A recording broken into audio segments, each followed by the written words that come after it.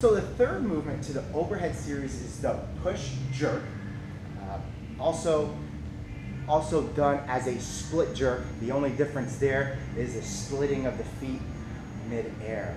The power jerk is the same motion overhead, just without the splitting of the legs. So let me show you the difference.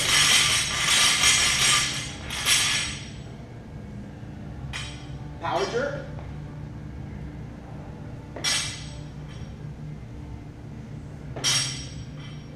Split jerk.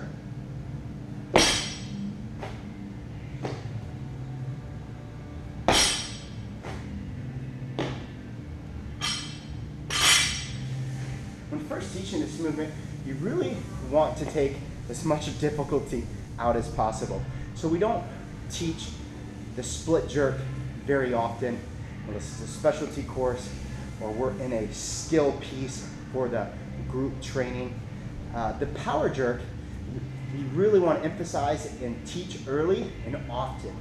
That power jerk, moving on from what we've already showed in earlier videos of the strict press and push press, the power jerk, if we can identify what's occurring here, is a dip, drive, re-dip, stand. The best cue that I've used for the last 5 years is a jump and land and a partial overhead squat.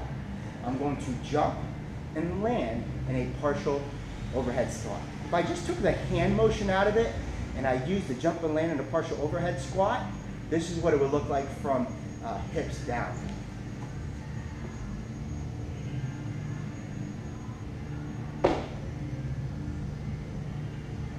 Again.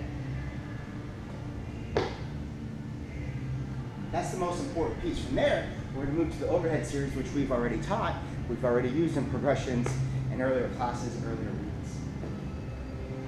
Now, if I use that same progression with that push press, right, this identification of dip, drive, re-dip, you're going to have an awesome push jerk. Again, the cue that we use early and often, the jump and the land and the partial overhead squat. Now the overhead squat is often done in the close grip because that's what the push jerk requires, but it's still that same movement pattern, jump and land in the partial overhead squat. Watch it.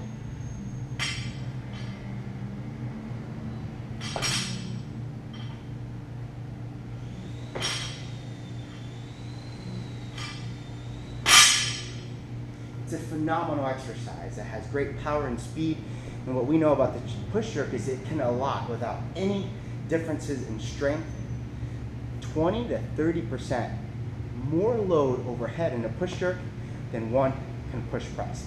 So it has great capacity to develop overall power, speed, and strength because of that understanding.